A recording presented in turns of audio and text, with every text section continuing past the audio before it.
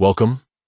If you're looking to tidy up your Facebook page and want to remove the service area from your business profile, you're in the right place.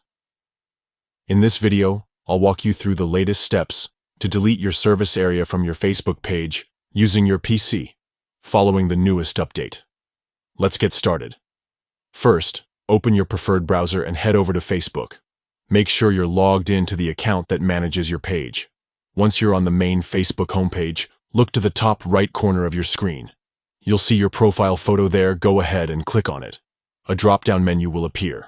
From here, select the page you want to edit. This will take you directly to your page's main dashboard. Once you're on your page, look for the menu on the left side and click on About. This section contains all the basic information about your business, including your service area. Now, scroll down until you find the service area section.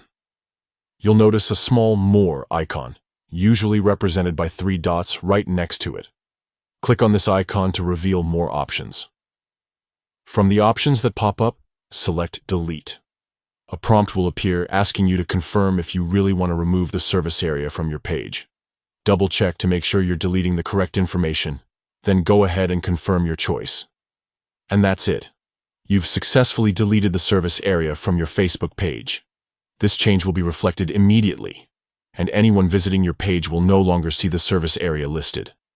Keeping your Facebook page up to date is important for making sure your customers have the most accurate information. If you found this guide helpful, don't forget to like and subscribe for more easy-to-follow tips on managing your online presence. Thanks for watching, and see you in the next video.